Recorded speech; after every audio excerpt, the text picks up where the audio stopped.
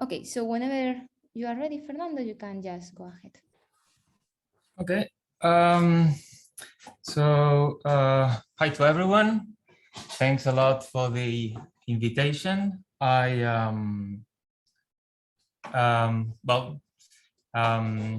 very happy to be here, and well, I have to from the very beginning apologize because this was done a little bit in a rush. So well, we were not extremely careful about some aspects like citations. There are very few of them in this presentation. But well, the main content of the talk today is to talk about this recent work that we had together with Max 10 days ago, and of which I will present part one, and then he will present part two. And the main topic, well, it's what the title says, the talk about four-dimensional strings as strong coupling, no? Not fundamental strings, but the strings we see in 4 dimensions. And well, the motivation, what's going on? Good. The motivation for this work comes from a couple of previous papers. There are several papers that we will recall, but the motivation comes from a couple of papers that we had together with Stefano Lanta, Luca Martucci, and Irene in the past 2 years, divided into 2 different papers. And the main idea was to look at sample and conjectures from the viewpoint of physical objects in the effective field theory, and see if we could translate some of the statements, some of the proposals that appear in the Sumland program in terms of these objects, physical objects, which is something that sometimes is lacking, right? Sometimes they are very related to physical objects, but sometimes they are not. And we focus on one particular set of theories, 4-dimensional effective field theory with minimal supersymmetry. And in there, the natural objects to look at were BPS 4-dimensional strings and membranes. Okay.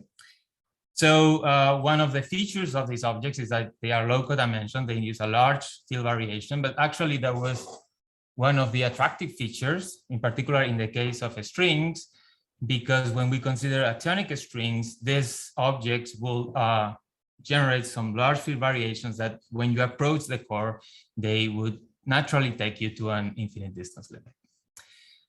And so they were a physical object that was very directly related with the Sumland distance conjecture.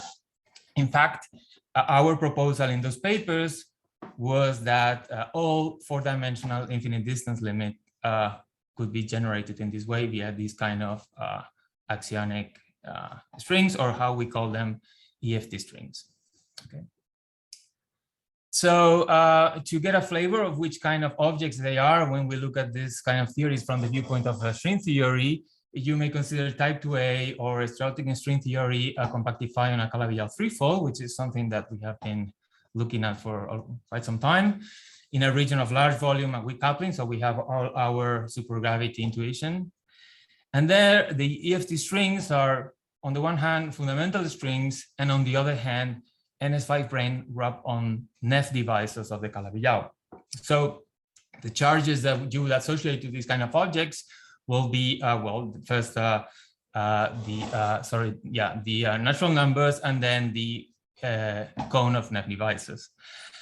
Then with these examples, you can already see one particular kind of strings, which are the elementary EFT strings, which in the case of NS5 branes will be the those charges that generate the NEF cone. And these are the smallest charges that you can then combine to build larger ones. And each of them will generate a flow. I mean, they will generate a back reaction that will move you along field values, and these field values will take you different directions in the color cone towards large volume. Then this example is also good to point out a different kind of object, which are BPS objects, as BPS as the others, but they are not EFT strings. In this case, they will be NS5 brane wrap on devices that are effective but not NEF. And these guys are different because when you approach the core through the back reaction, you don't go to this large volume limit. You approach some some region of, let's say, modular space where world-sheet instanton effects become very important. Okay, so it's not a weak coupling limit like you would associate to the Shannon distance conjecture. This kind of structure, including charges that appear in a cone, they have appeared in different contexts before and after a paper. Before a paper, for instance, one thing that you could look at is the analogs of these four-dimensional strings in 5 dimensions. Instead of type 2A, you will go to M theory and you will have M5 frames, again, wrapping F devices and being strings in 5 dimensions. And this structure, although the physics, of course, is a bit different, the structure, the underlying structure is very, very similar. So what is interesting in this case is that there is a bunch of correspondences. In particular, there is one that relates how we look at the physics of these objects from the viewpoint of classic RG flow of our 4-dimensional theory and path of infinite distance in moduli space. And well, because this involves connecting these 4-dimensional strings to a vacuum is a little bit tricky, but one can conceive the following system that will do the trick, which is considering a string that is not an infinite string in 4 dimensions, but something on a loop of a size bigger than the cutoff of your theory, so that you can actually see the string that is back reacting. And then this object has a self-regulating effect, so very close to the string, you will just see a back reaction like a straight string and infinite length. But as long as you start going away from the string core, you will see like the string, well, it's actually on a loop. There is some back reaction coming from this piece, and eventually you will get some self-regulating effect, and far away you will see like a codimension free object that would quickly connect with some vacuum. No? So in other words, an infinite string creates a deficit angle at infinity. This loop would not. And so you can sort of connect this back reaction that we were talking, which in the weak coupling limit gets this form, this logarithmic back reaction with with an actual vacuum. Of course, this approximation is very crude, but somehow you can think that all the back reaction happens on a disk of radius L, and you input in here what the vacuum expectation value of your vacuum is. This serves to estimate, and of course it will be way more complicated, but you can just get an idea of how things will work. No, if you do that, just something very quick. You want to try to share the full screen, or you like to have? This is not full screen. Oh, I'm sorry. You can see the small thumbnails. Okay, but this is a like. Maybe you can take the thumbnails out. Oh, okay. Like this? Better? Yeah, thank you. Yeah, sorry. It's always. Okay. So, okay. So crude estimate, you get this kind of profile that stops in here. And this is the kind of BPS solution that's going on. So if this back reaction ends and this boundary of a disk at weak coupling, you essentially will have this kind of profile all over, because there will be corrections that you can ignore. And then you can go and try to relate this to the physics of a string in 4 dimensions if they are not back reaction, if they're fluctuating. And again, you get some interesting relations. So if you want, the energy of the system will be given by the microscopic tension of the string, as we will compute in string theory, multiplied by the length. That will be like 2 pi L. And then when you look at the system from the viewpoint of effective field theory, you will have that this total tension splits into two. One is the tension that you associate to the core of the string, and then the other one is the tension that you associate to the back reaction. The tension that you associate to back reaction depends on the cutoff of the theory, because then it tells you how coarse-grained this back reaction is. And so is the tension that you associate to the string core. No, so there's two quantities in here. They are cutoff dependent, but not this one, and so they should compensate each other.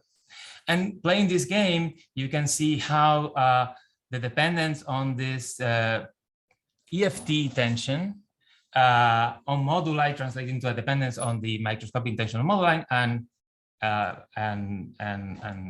the other way around. And with this kind of knowledge and with the actual back reaction that you get at weak coupling, you can get the relation of what it means to go up and down in the RG flow, in the cutoff, changing the cutoff and moving in moduli space. There's some identities that you can just see from the equations. And building on this, you can actually prove or connect the weak gravity conjecture or connect the Sondland distance conjecture to the weak gravity conjecture applied to strings. Okay? Fernando, could I ask a quick question? Yeah, sure. Yeah, so in this framework, when you have like the tension has two terms, they depend on the cutoff, but the cutoff dependence kind of drops out when you add them up. Suppose that you formally, send the cutoff to infinity formally. Yeah. Would it be, yeah. so you would expect that perhaps all of the string tension is coming from gradients, from stuff that you would see in the field theory? Is that the case, or are there examples of strings which have a piece always at the core of their tension that you can never get just from gradients? There are examples, but these are a bit pathological. They will come up. Okay, so I didn't say it explicitly, but I think I was suggesting in the case of EST string, you can show that when you go to infinite cutoff, this limit detention goes to 0. There will be other objects where this doesn't happen, but how to interpret them in terms of physical strings, I'm not sure how to do it. Okay, but they will come, they will appear very soon, and we can think about it. Okay, thank you. So let me proceed. So given this setup and these ideas that we used before in order to connect the Sondland distance conjecture to the physics of strings, axionic strings in 4 dimensions, there's a bunch of questions that come up, and this is the motivation for the upcoming work. No, so the first question is this description was that weak coupling. We assume that the back reaction stays, the guy stays in a region of field space that we associate with weak coupling, in which instanton effects can be neglected. What happens if we want to go beyond? If we want to move this guy, this Baggian expectation value to go to strong coupling, we should be allowed to do. No, that's a technical difficult thing, but not physically impossible. And then, well, several questions arise because it could be that this thing blows up, doesn't blow up. Maybe the tension becomes very important, and then you overclose. The deficit angle goes beyond 2 pi, and then, well, doesn't make any sense to proceed because you start to overclose the transfer space. And there's a bunch of things that could happen. So the questions that I wanna put in here that motivate what's coming next is, can we extend the solution to arbitrary value of the moduli? If we do, the tension as we are computing here stays in the range that we call fundamental strings, so above the cutoff and below the Planck scale. And if yes, the answer is yes to these two, can we use the physical object to probe the physics of the bulk of moduli space with these strings? So what's coming next sort of gives a positive or goes in the direction into a positive answer of these two questions. This will come with, okay, for some particular cases. And then the hope is that with these objects, we can really extend our picture in which we, well, describe physics in terms of object, perhaps can probe physics related to Sondland criteria with these objects. But that's, of course, just a hope that we will not be covering here. Fernando, can I ask quickly, with the inequality you have there, lambda squared lower than t, that's because you want it to be a string you can describe an effective field theory, and the second one is that it doesn't overclose, or? Yes, so this is like, it's a fundamental object. We just cannot resolve the core ever. And this is, and actually, when you want to go beyond that, your effective field theory should like go to hell, as we expect from this one. I mean, that's how we prove the Sondland distance conjecture, because eventually this crosses here. And this is not to overclose the transfer space, because, well, then going to strong coupling doesn't make any sense, because going beyond in here doesn't make any sense. You are just, that don't make sense. Okay. Questions? Okay, so that was the motivation. And now there's a a bunch of previous works that that directly affect what we did in the paper. So I'm going to refer to this previous work, and then Max is going to tell you what we did, which is new. So, so the first question is, can we extend the solution, this log solution, to strong coupling regimes? And then the simplest way to do it is just to take this solution and try to extend to the whole complex plane, not to a disk. Our picture before was you get a disk in space-time that you map to a disk in a moduli space. Now you go for the whole complex plane. And because you want actually the solution to be regular at infinity, you can do a one-point compactification and map a P1 into moduli space. And then, of course, once you have that, it's very easy to restrict to a disk and probe all the regions that you want. And this mapping a P1 to moduli space is essentially the idea and the setup that was done by Green and collaborators in the string cosmic string paper. So we are back to their setup. We got a effective action, four-dimensional effective action like this. By solving the equation of motions, we get a metric in which the backreaction happens in this complex dimension. And we have that our solution is described in terms of a holomorphic map from the complex plane or even P1 to the moduli space. Now, the additional assumption that we are going to do here is that at the origin of the solution, we should recover this logarithmic profile with some T0 that is some point in moduli space, and then some corrections that become very small in this region. Then after that, well, things should be as they should be. Now, in this paper of string cosmic strings, there was one particular case that was studied in detail, which was what happens if I have some modulus, complex modulus that is like an axial dilaton with this moduli space and with this particular Kerr potential. There were a bunch of solutions. One of the simple solutions that you could think of is this one, in which this is a J invariant that takes you the complex field to Z0 over Z. And then when you look near the origin, you actually recover the kind of behaviors that you were hoping for. No, so you will actually have one EFT string at the origin of the complex space. So this is the kind of things that we are looking for. Okay. Now, what is also interesting for our picture is to look at this subsequent work, which happened 10 years after the F theory happened, but is like directly related, as we all know, to the string cosmic string solutions. In this second work, people were trying to look at the building blocks by which you could build all the possible F theory-like solutions that you could have, and by extension, the same applies to these cosmic strings if you look in a four-dimensional string solution. So this was the kind of profiles that you will get a little bit more complicated. They identify two different building blocks in which the holomorphic function that appears in the work factor differs.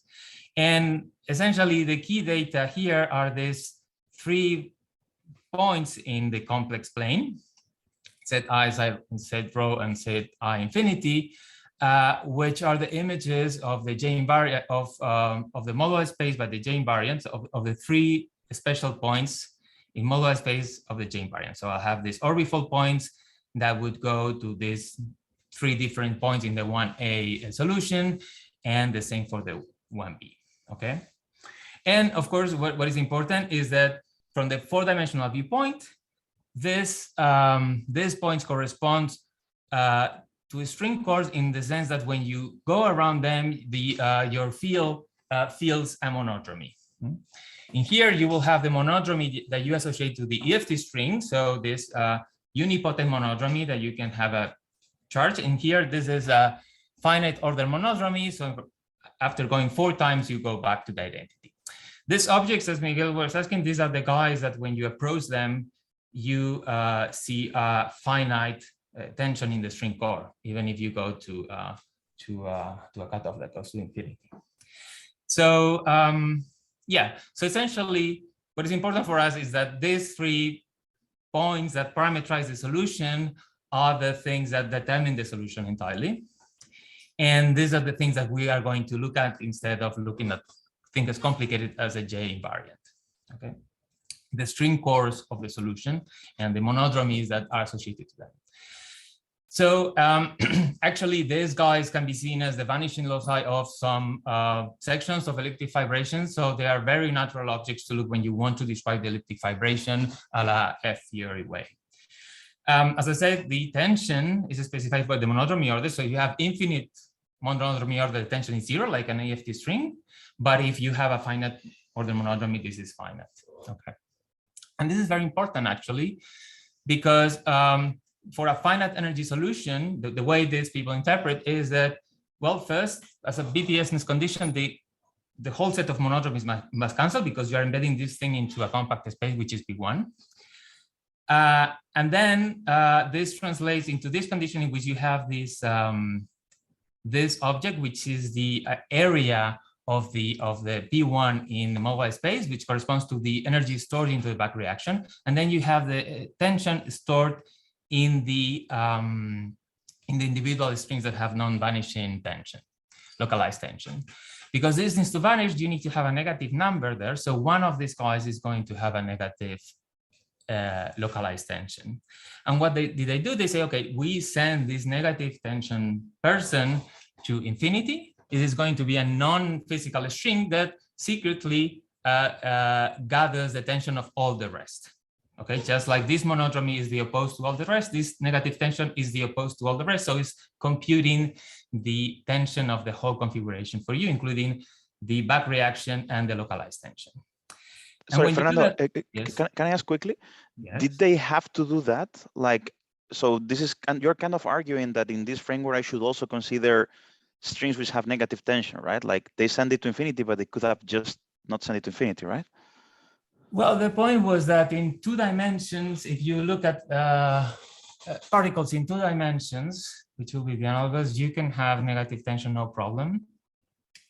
But let me not follow that. Okay, let me just always send them to infinity. Let me not allow for these guys. I will be conservative in that way. And then okay, then I'm not saying anything dramatic about it. Like it could be argued that maybe you could include them, but let me know it for a reason that will come back later. Okay, so one more question before you continue. Yes. So yeah. I think I'm missing something. So when you say the monodromy order, what happens if the order is infinite? Like that you have no tension stored.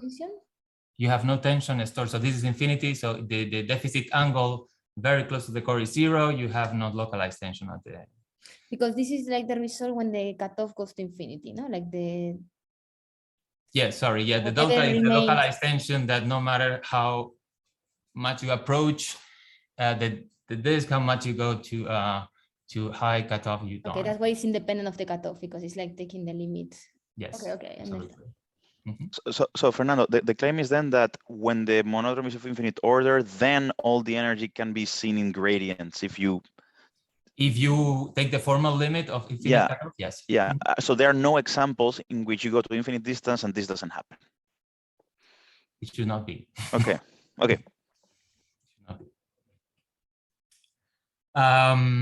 Okay, so for the 1B solution, that this will be the math. You will have this pi/6 that represent the energy stored in back reaction, which is actually the area of the fundamental region of this axial dilaton. Then you have one positive tension, okay, 2pi/4. This is this guy, and this guy is sent to infinity, and there's a negative tension that matches the monodromy.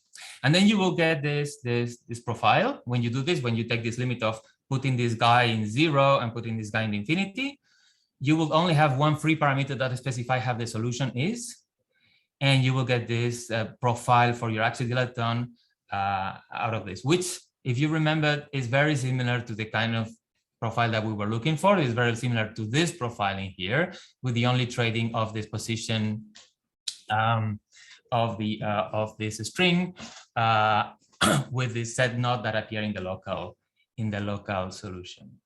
Okay, so this is to say that keeping track of where this additional string cores are is like specified and contains the same information as the local parameters that we had in our local solutions.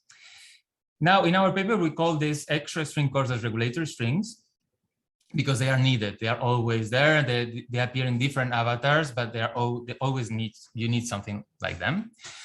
First, where they are, signals were strongly coupled regime because, well, this is exactly where the axodilaton, I don't remember if it's I or whatever, this is a strong coupling regime, these two I's are.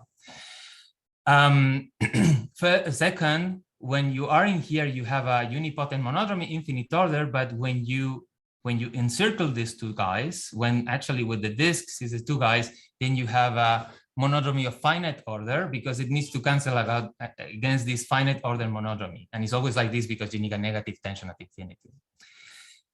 Moreover, you can see its presence as the regulation of the log divergence, which is of course related to this first point that you're in a strong coupling regime and you cannot neglect these corrections. And finally, if you see it from this viewpoint of 4 dimensions in which you have this circle in here that was your EFT string, eventually when you extend the solution to a strong coupling and strongly coupled regions are appearing here, you will not only have your EFT string, you have a bounded state of your EFT string and the regulated string. So at some point, in the nature of your initial string changes, you have a bounded state and your charge changes, okay? If you want, if you want to do this system, this will happen. There is no charge, like a plus charge conservation because there's no conserved charge in this loop, and this is something that can physically happen. And these 3 objects will always appear in what's coming next. You have the EFT string you start with, your local solution, then some one or several regulatory strings, and then a string at infinity that tells you what the total energy of the system is. So the general picture that you can try to extend from this F-theory-like example, you will have some regulator strings.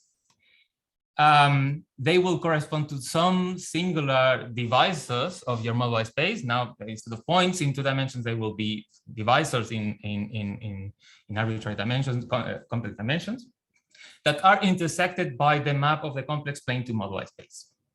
So each intersection with a singular divisor will appear in 4 dimensions as a regulator string.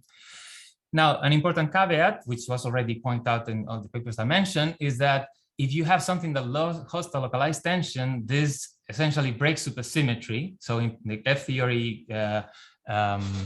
F-theory-like case, when you try to understand the solution as a elliptic fibration over a complex plane that give you a K3, if you have something that has positive or negative tension, this will give you a holomorphic 2,0 form that blows up or goes to 0. So if you put a negative tension at infinity, going to 0 smoothly is fine, there's no problem. But if you put some positive tension, they will be a blow up, but this is not something that we want. And also if it's at finite distance, it will also give you a 0. This will not be a K3, right? So you need something that is not localized tension.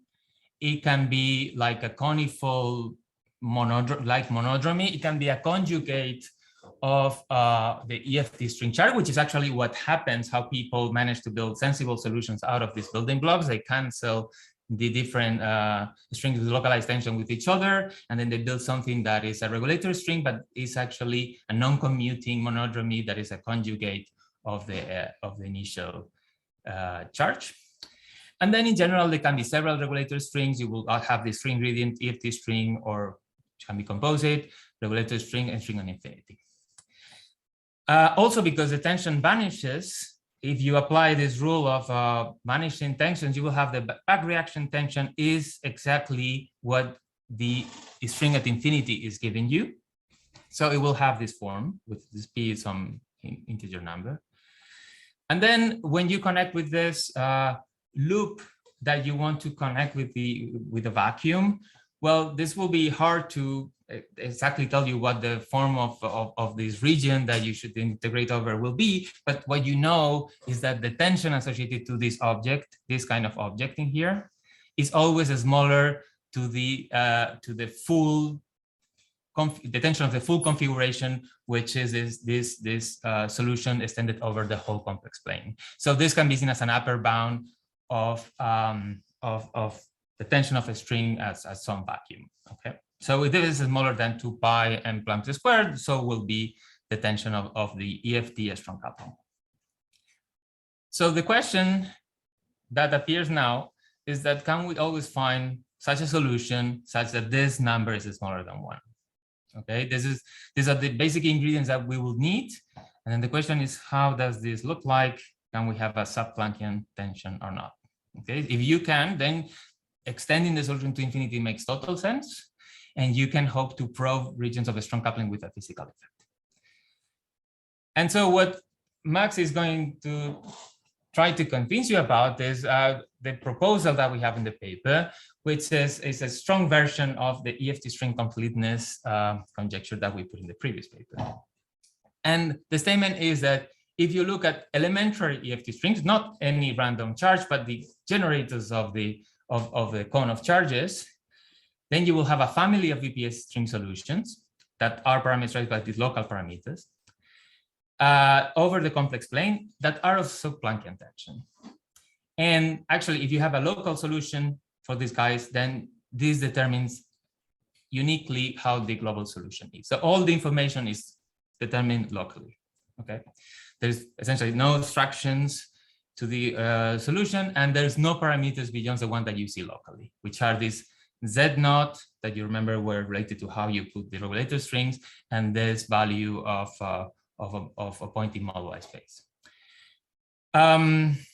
And well, you can try to give a more geometric meaning of what this entails, connecting with the previous work already in the papers of Green et al. It means that, well, you imagine that we are in the case of NS5 rings in a Calabi-You. You have a Calabi-You, you can fiber this Calabi-You over a P1, okay? But if you did the fibration over a P1 in terms of a four-dimensional string solution, this would correspond to a string tension that is 4 pi m squared. So we want something smaller. We want something below 2 pi m squared, which means that the first gen class needs to be smaller than 1. Okay, and the claim is that you can always do this with elementary charges. And that this is not a P1, it's some sort of orbifold of P1 that has one singular point in infinity that is our string at infinity. Okay, and moreover, well, what we will see, as we'll comment on this, is that we can actually cover the whole moduli space with this kind of objects in the example we look at. And this is interesting because with these physical objects, we could just sweep the whole moduli space and hope to get information from something physical. So how am I doing with time? Because I'm terrible at testing the time. So you've been talking for 35 minutes. Oh my God. Okay, sorry, Max. So I'll stop here and I let Max continue. Okay. Okay, let me share my screen. And now I have to. Okay. Now you can see my screen. Okay, so I'll continue now with giving some evidence for the claims that Fernando just mentioned in his last slides. And so, why is this not working? Okay, here we go. So so far until now, we had the EFT string solution, or this is the setup that we want to extend. We have the EFT string solution in the vicinity of the string core. So which is given by this metric in the 4 extended space-time directions and a profile for the axial-suction system that the string couples to. And this is, as Fernando said, essentially determined by the EFT string data, which is some background value T0 that we can associate with the point in moduli space, the charge of the EFT string, and some scale Z0 that essentially determines how fast the solution varies. So we have here a string at Z equal to 0, and if the modulus of this Z is much larger than this scale, it's a good approximation, this solution, and it respects the shift symmetry that we expect from the axionic EFT string. So this is why the solution makes sense for this EFT string solution. And what we now want to do is we want to extend this solution. And for that, we need to know these order Z corrections that I have here in red.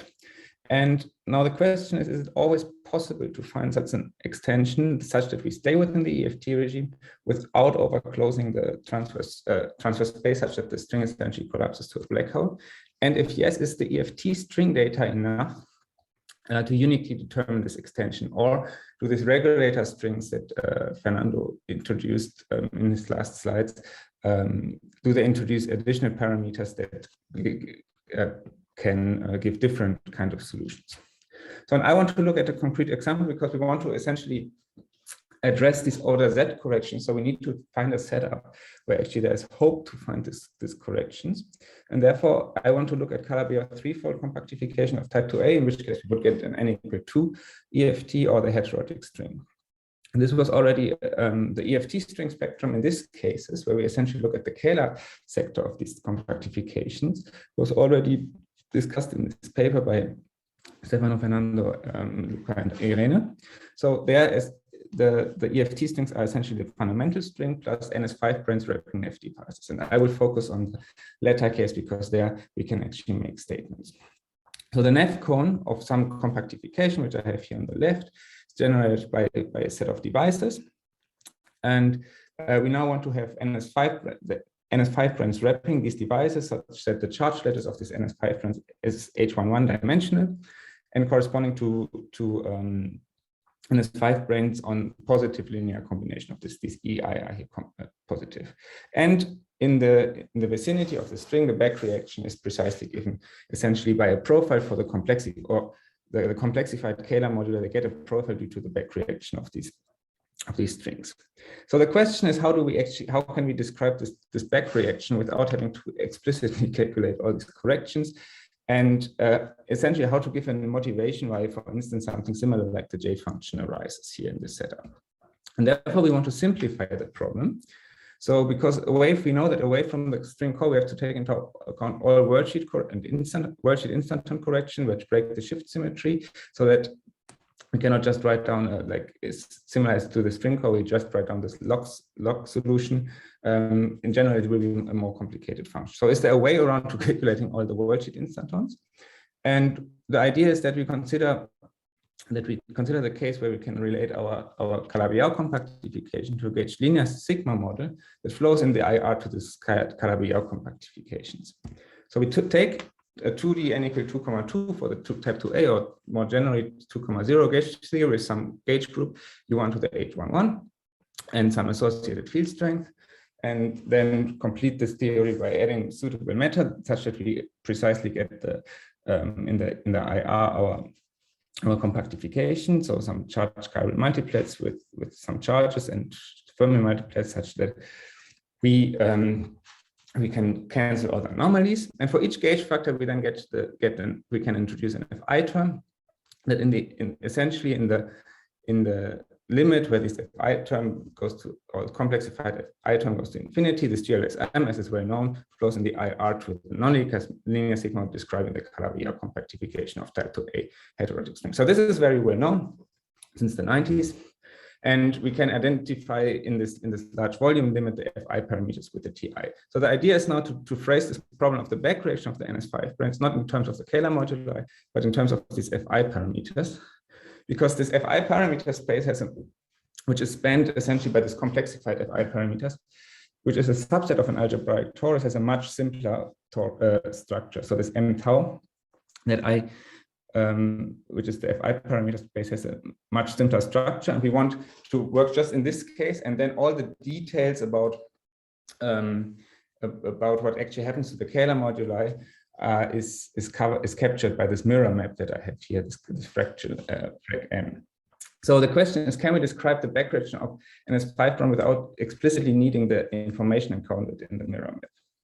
So first, to describe the back reaction in GLSM language, we need to account for the directions transferred to the string, because the GLSM that one would associate to a normal compactification is just describing the internal X3 direction.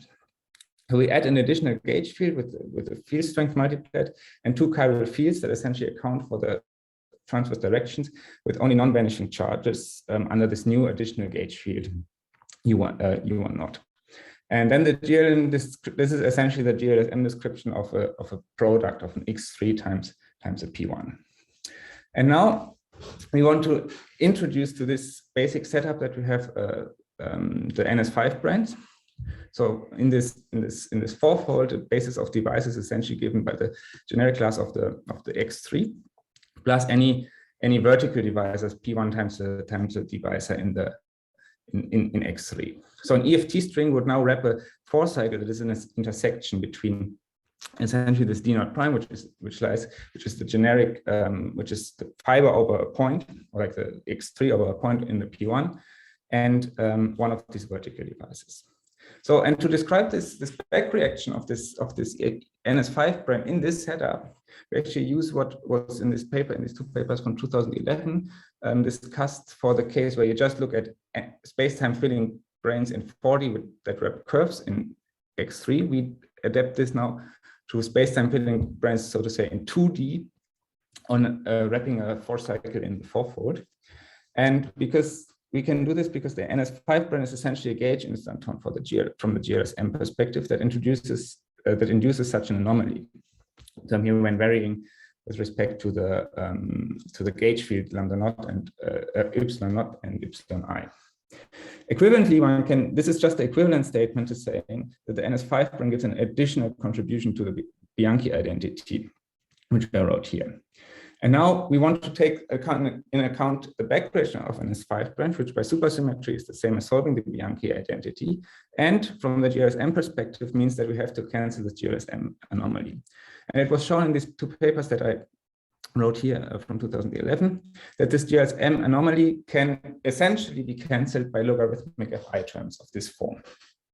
So this is where, from the Fi term perspective, we get this logarithmic behavior, but now compared to working directly with the Kähler moduli, is that this is an exact expression. So essentially, we can identify this phi with the coordinate phi naught with the coordinate transfers to the string, and essentially then the EFT string solution is given by a simple polynomial in this exponentiated Fi parameters, and this means that the string solution is just described by a 2-cycle in the Fi parameter space, which I wrote down here, which is this capital Xi. So in terms of the Fi parameter space, our string solution can be just described by a 2-cycle, which is just the vanishing locus of a polynomial equation, with the polynomial having the degree of the charge of the string that we look at. So this solution is valid everywhere because essentially from the GLSM perspective, we don't get corrections to this logarithmic term, and embeds via the mirror map to a 2-cycle in the actual quantum Kähler moduli space. So this tells us then that all these corrections, once we know the Fi term parameter, once we know the solution in the Fi parameter space, all the corrections to the string solution are essentially encoded in the mirror map, which is just a statement, for instance, for F theory, that the J function automatically encodes the corrections to the naive axial dilaton profile. So we get a profile for the complex scalar piece which is now entirely determined by the EFT string data, because we have the Z0, which again appears in the equation, in the polynomial equation. We have, most importantly, the charge, which gives the degree of the polynomial, and we have the Ti0, or equivalently the Qi bar, which essentially give us the point in modular space. So the remaining questions are now, what is the energy stored in the backreaction? Does the string solution overclose the transfer space? And so for string solution, we have a finite energy. We need regulator strings, as Fernando said in his part of the talk, that turn a unipotent monodromy of the EFT into a monodromy of finite order, such that we can read off the total string tangent from the order of this monodromy. So we have this profile in the Fi parameter space. Now the regulator strings just correspond to the discriminant of the Fi parameter space, so which is in general a function of Q, and factorizes in multiple components. And for each delta I, so for each component is a polynomial in Q, and the solutions to this function delta I equal to 0 when we plug in the FI parameter space solution of our EFT string, determine the positions of the regulator strings of certain type. So essentially, we have a type of regulator string for each component of the discriminant. So each component of the discriminant has a monodromy in a fixed, in a fixed conjugal C class. This should be conjugal C class. But so far, we just know that we have a certain set. Once I give you a solution, we have a certain set of regulator strings, but we don't fix the representative of this the monodromy associated to the part of the discriminant. And the full string solution, which is essentially the BPS equation that Fernando had on one of his slides, requires that the combined monodromy of the EFT string plus the regulator strings gives the monodromy at infinity, which is of finite order, such that the full monodromy cancels. So this would be, for instance, an example. And the only three parameters are the EFT string parameters, since the positions of the regulator strings are determined by the moduli, so to say, of our EFT string solution. And the full tension of the solution is given by the order of the monodromy of the guy at infinity. So the question is, for given EFT data, do we have inequivalent choices for the monodromies around the regulator strings, which is the only way where we could generate different inequivalent solutions?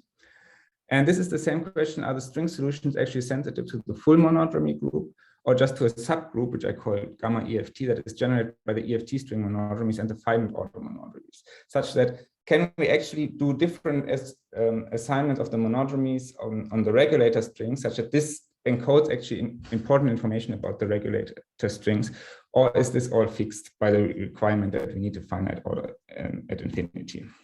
I think to illustrate this, which so far was valid for any Calabi-You, let me give an example where I for simplicity take type 2A or the heterodic standard embedding, because then the GLSM moduli space is very easy to treat and the monodromies are very well known. So let's just take the degree 18 hypersurface in this projective space, which corresponds to GLSM charges that I quoted here. In this case, we have two Neff cone generators, which are essentially two devices, D1 and D2, which can be thought of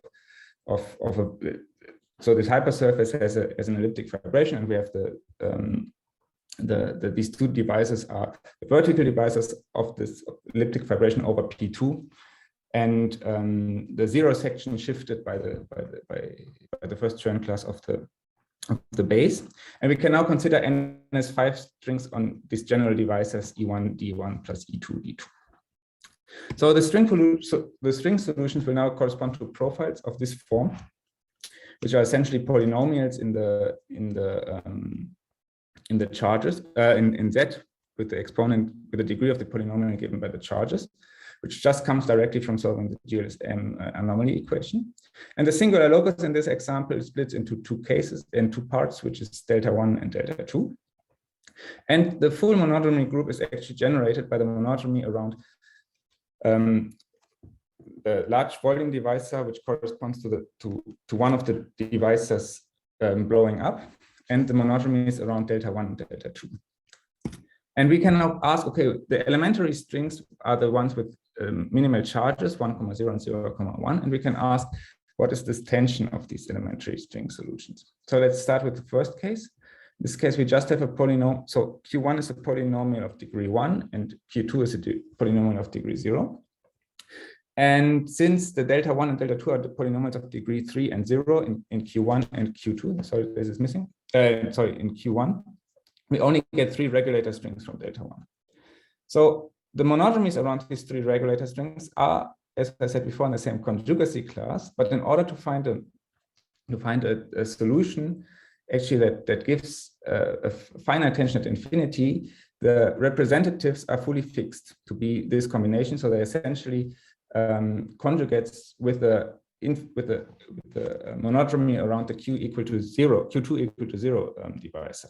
So this means that the regulator strings cannot be just cannot be just all the same, but they have to be mutually non-local, which is essentially the statement that they have to be in the same conjugacy class, but with different representatives. One can now calculate the monodromy at infinity just by checking that what is the combined monodromy about AFT string and regulator strings. And one finds that one indeed gets the monodromy of finite order, in this case order 6, such that the tension of the string by this argument that Fernando presented previously is given by a fraction of 6. Actually, one can show that this 2-cycle that one gets from the string solution in the modular space, so the 2-cycle that is spent by the back reaction, is a double cover of the SL2J line, so that actually one can fix P1 equal to 1 because we know precisely the volume of the double cover of the SL2J line. We can now get a look at the second string charge, which essentially now means that we get a polynomial of degree 1 in Q2 and the polynomial of degree 0 in Q1. So this would be the solution in the real component of the Fi terms, which the modular space drew in the lower left corner, would be this vertical green line, and there we hit essentially twice the discriminant locus, once the component corresponding to delta 1 and once corresponding to 2. So we get 2 different regulator strings in different conjugacy classes, and one can actually show that the monodromy of at infinity is now given by this combination, or you can just read it off from the combined monodromy around the strings as I drew it in the picture downstairs, down here. And in this case, we have a monodromy of order 18, such that the tension of this, so this should be 0,1 string, is given by an 18th of 2 pi times an integer. And since the monodromy are related, one can explicitly show that these monodromies that we have here are related to the 1,0 case. One can show again that one gets P equal to 1. One can repeat this exercise, and by patching different elementary strings together to get a string with general charge. And one will realize that the regulator strings always appear in the same combination of actual representatives of the monodromy. And this tells us that the relevant subgroup of the monodromy group is not generated essentially so the relevant subgroup of the monodromy group is just generated by the EFT string monodromies and one of the guys at infinity, which tells us what essentially is the EFT and what is the tension. And the tension of such a general string is then essentially given by the sum of its components. So this is an example, for instance, the strings we need in the example with the 1,1 charge. So varying the EFT parameters now gives rise to a family of string solutions. Essentially, we can move these two lines, the vertical and horizontal line, up and down or left and right by just changing the EFT parameters. But within the family, all solutions will have the same tension. And so what this variation just does is it changes the location of the regulator strings of our EFT solution. So for instance, we can make for the 1,0 solution, if we choose Q bar 2 equal to 0, we get all regulator strings combined.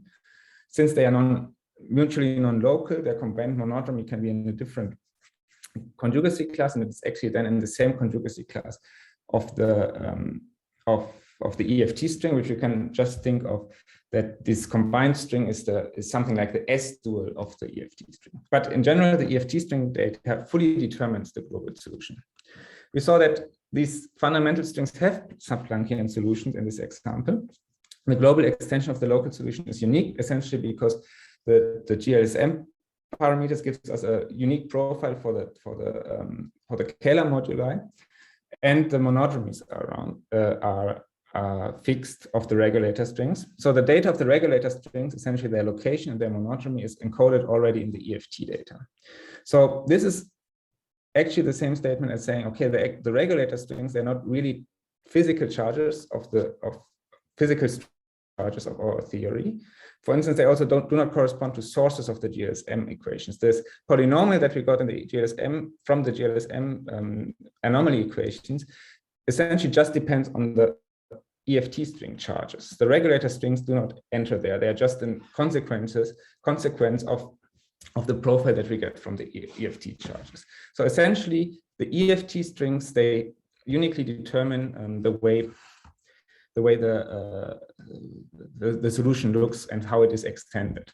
Actually, one can relate this to to the Calabi-You condition, which would, if we think of fibering the mirror of this Calabi-You threefold X3 over the one, over the P1, because this BPS condition that we have here, which essentially tells us that the asymptotic deficit angle compensates the backreacted energy, can be thought as equivalent to the Calabi-You condition. Therefore, consider, for instance, this the mirror of this X3 example that I had before, which is given here as in a projective space with X, the coordinates on the projective space, and the mu, psi, and phi, some parameters.